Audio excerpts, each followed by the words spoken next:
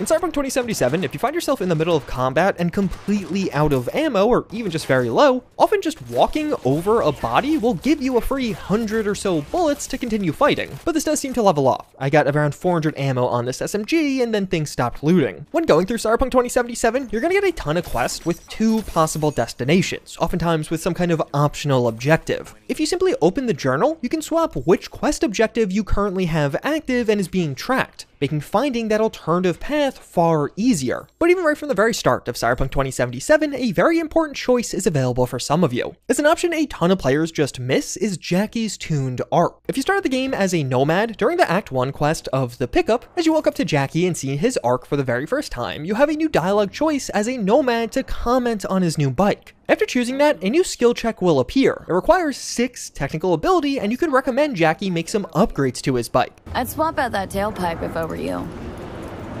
Really? Why? It's got a mean growl that the chicas just love. What that growl does is tell people a mile out that Jackie's rumbling their way. I'd tinker with the fuel injection, too. Upload a new map, and slap on some thermal tape till you cobble together enough eddies to get that exhaust modded.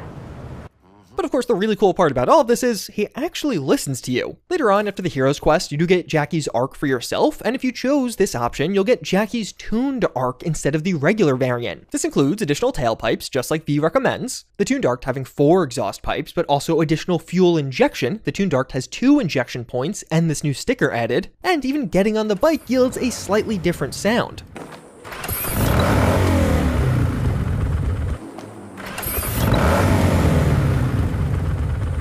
Of course, the real benefit is Jackie's tuned arc accelerates faster. I wouldn't call this a game-changing difference, but it's definitely noticeable. You'll on average be a few miles per hour ahead of the regular arc with the tuned version. But really, this makes the tuned arc just one of the best free early game vehicles you can get. And if you do choose the Phantom Liberty Quick Start, you'll always have the tuned arc regardless of your life path. But what you may have not known is CDPR actually changes other aspects of this game if you do the Phantom Liberty Quick Start. You will get Jackie's tuned arc, but you will also forget Jackie. After finishing the heist, you could typically visit the Afterlife and order a drink in honor of Jackie Wells. Remember his drink? The recipe? Vodka on the rocks, lime juice, and ginger beer. And a splash of love. But if you skip ahead to Phantom Liberty, you'll get this order completely wrong now. Maybe mix up a shot of tequila? Some grapefruit Nicola? Nice. No, I know what he'd want.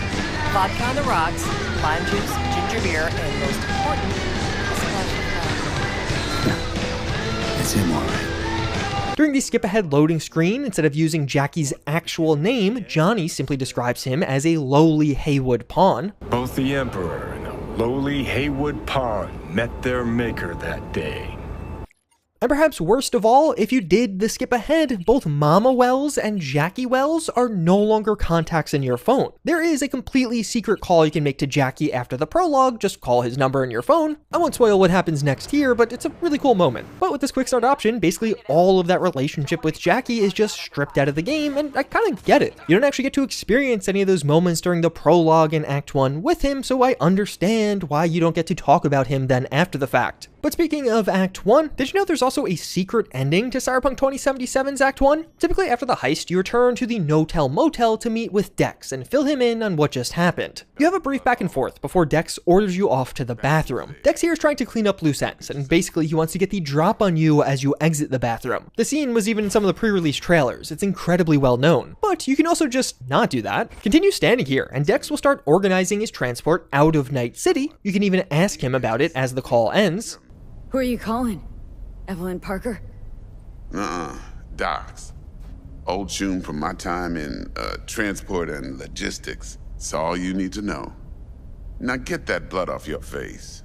But after some more time just standing, he grows impatient, eventually accepting that you won't go to the bathroom. The rest of the scene plays out just like it would in vanilla, but this is a seriously cool hidden interaction that most people are just missing. And missing content does obviously suck, which is why I will make sure you don't miss this Cyberpunk 2077 displate. Displates are high quality metal posters that you can easily hang and rearrange. And they just released the Edge Runner's Triptych, an epic triple wide for your wall. They have a ton of other Cyberpunk 2077 designs available, and if you use my affiliate link, you can get a discount discount for yourself, as well as I will get a bit of a kickback. And when it comes to Cyberpunk 2077 overall, there are a ton of secret outcomes or even details to quests. You can unlock some of the most vicious and cold dialogue from V using stealth. During the guinea pigs, you're tasked with taking out Joanne Koch, a Biotechnica engineer who let her experimental virus run rampant on some nomads, taking out 70 members of their clan. Now, she is locked up in her high-end apartment that is surrounded by well-armed Biotechnica guards. Making it past the first floor doesn't really matter here, but once you do arrive on Joanne's 19th floor, if you go through and stealthily work to take out each and every guard, and there are several on this level as well as a bunch more on the roof of the building, after you finished off everyone, simply go and talk to Joanne. You'll have to wake her up from a brain dance, but otherwise she will immediately recognize the situation. But at least let me back up the test results for future application. These nomads, they're gone regardless. Let their death serve a purpose. Fine, do it. But don't pull any stunts. Got it? And if you do let Joanne go through with that backup, right after it completes, she's going to make a run for her guards. Security! Security! You sure about that? 'Cause I think something horrible happened to him. And it'll happen to you. And if you choose the option to just kill her, she will still make a run for it, yielding an even colder line of dialogue. Security! Security! Scream your throat bloody. Not a soul's gonna hear you. Let me know in the comments down below, is that the single most vicious line of dialogue that either Vincent or Valerie uses in Night City? I'm having trouble thinking of anything better. And at times, even decisions made during one quest can pop up as new or additional choices in a subsequent quest. One of the jobs you will likely all remember from Cyberpunk is Automatic Love, our search for Evelyn Parker. During this, you need to break into Clouds. Most of us spend some time with Angel, and then you need to clear through or sneak around a ton of Tiger Claw members, before eventually dealing with the greasy, sleazy caretaker of the dolls known as Woodman. You'll almost always have at least some dialogue here. Shooting your way into his office will trigger a brief back and forth before a proper shootout with Woodman. What do you want? Chill, keep calm. I'm looking for a girl. But if you do sneak through this whole quest and maintain stealth, you can eventually have a one-on-one chat with Woodman in his office. This will only appear if you didn't alert any of the outside guards though. He starts offering you alternative dolls to Evelyn and just generally raising your blood pressure with what he's saying. And this conversation's typically pretty delicate. Some of the dialogue choices will lead to immediate combat. There are a couple of skill check options that do make getting through this a bit easier, but otherwise just picking the wrong dialogue can end the conversation and really neuter your progress. Or you can just bring up Jotaro Shobo. If you're not familiar, this is one of the most horrific people in all of Night City. They're an extreme brain dance director who would facilitate some truly horrific and horrible acts just to capture them on brain dances. Basically, somebody had to go through some extreme experience, and then he sells those brain dances to high-paying clients, almost like an adrenaline junkie, so you could experience those same exact emotions and feelings like that person did. The issue being, Jotaro pursues a consistently raising ante. He's always trying to get a more extreme version of that brain dance, leading to some incredibly horrific things in Night City. You can find shards all around the world mentioning this guy and what he's up to. But it ties back around to Automatic Love with the Tiger Claws. Both Woodman and Jotaro are operating within the Tiger Claws, and that's who's actually guarding them in Night City. During one of the early gigs in Night City, Monster Hunt, you're tasked with taking out Jotaro for yourself. It's pretty straightforward, just a job to gun him down. The only person he's guarded by is a bunch of Tiger Claws. And if you did this, if you took down one of the most horrific people in all of Night City before doing Automatic Love, and then you do proceed to sneak all the way to Woodman's office, not alerting a single guard in the process, then as you're talking to Woodman after you get a bit into this conversation, you'll have the opportunity to bring up Jotaro for yourself. Listen, you heard about Jotaro Shobo? Shobo had an accident. What Shobo had was a very unfortunate meeting with me. Just happened to be his last. Wouldn't want this to be your last meeting, would ya? Course not. Never wanted to be anything like Shobo.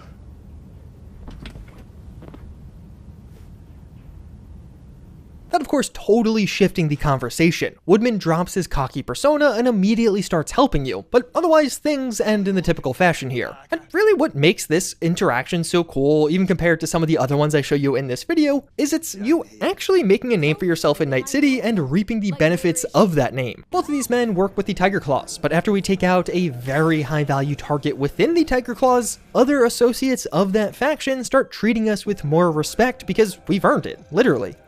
And if you are about to take on some of these quests using stealth, don't forget about tagging. While scanning an enemy by simply hitting the middle mouse button on PC or the right joystick on consoles, you will tag that enemy and they will now always be visible to you. This could even be coupled with something like ping for some serious intel and tagging a bunch of enemies through walls, making sneaking around far easier. You'll just know where everyone is. But the category of secret quest options that I bet most players have missed is some of the really interesting and unique dialogue that appears if you complete Phantom Liberty first. So now of course, most people don't do this. You progress much of Cyberpunk 2077 and then do Phantom Liberty in the mid to late game. But if you complete it relatively early on, you do get some really interesting new quest dialogue. During Ghost Town, you're trying to track down this guy named Hellman, and you use the services of Rogue to uncover that he is likely being transported in a Kang Tao transport. Typically, this leads into you meeting Panam and all working together. But if you already beat Phantom Liberty, you can mention how you already took down an entire Max Tac convoy.